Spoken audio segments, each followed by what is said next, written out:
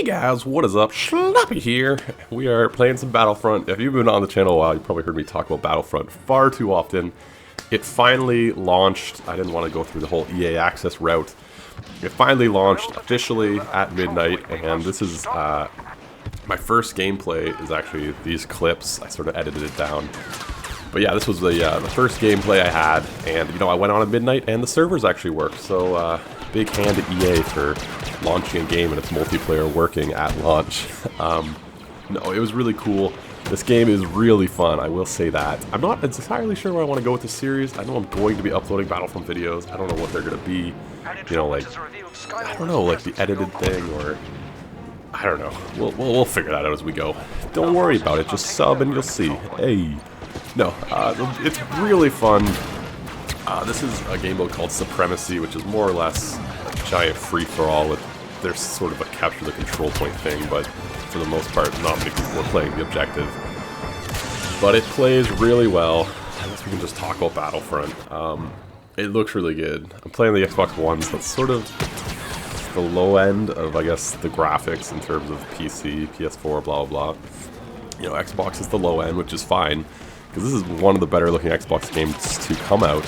It looks really good, and it plays really well. It's not a huge file either, it's only about 19 gigs. I guess when you look at it, there's 13 maps, there's no single player, so I guess that sort of contributes to the size, but it definitely looks really good, and these maps are enormous, some of them. This one is huge. It would take probably 5 minutes game time to walk from one edge to the other, and you know, you don't really approach the edges, which is cool.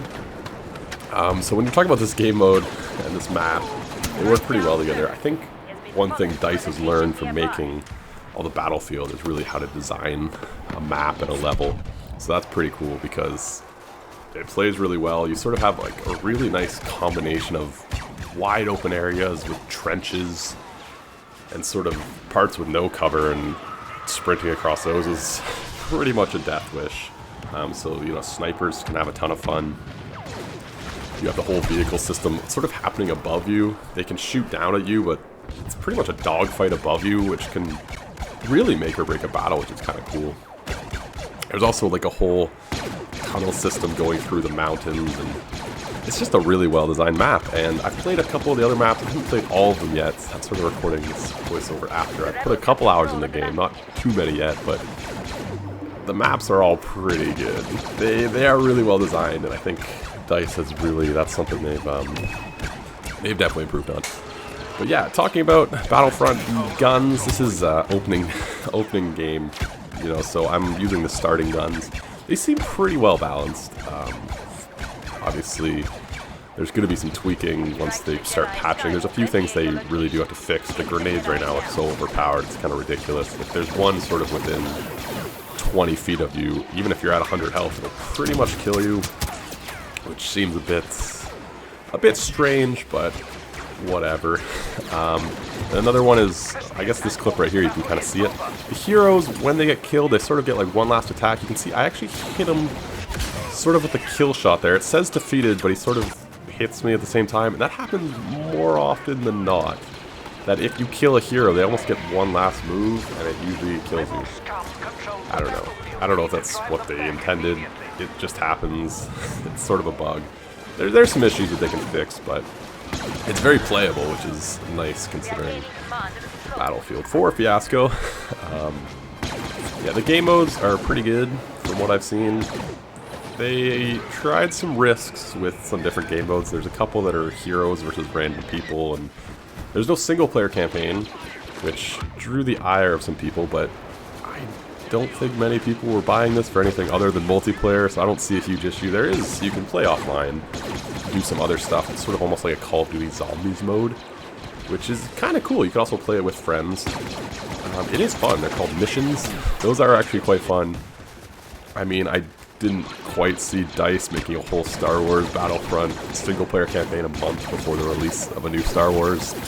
It just didn't seem likely anyway, so I'm not sure why people are drawing this up now, but the multiplayer is really fun, so yeah, I guess one thing is that it's kind of a casual shooter. It's not all that competitive,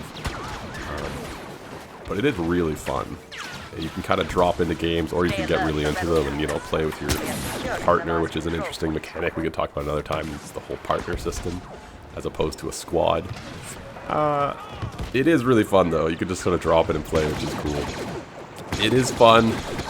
It's sort of, to me, missing almost a competitive element. I imagine that'll kind of come with time. Once people play the objective a bit more, I think it'll become more of team-based and kind of more competitive as a whole. But it's a really fun game, and those are sort of my first impressions. There is some stuff to fix, but overall, they did a really good job. It is really fun. I'll be playing the heck out of it, and I'll be putting up videos about it, so yeah, subscribe to see more videos of this.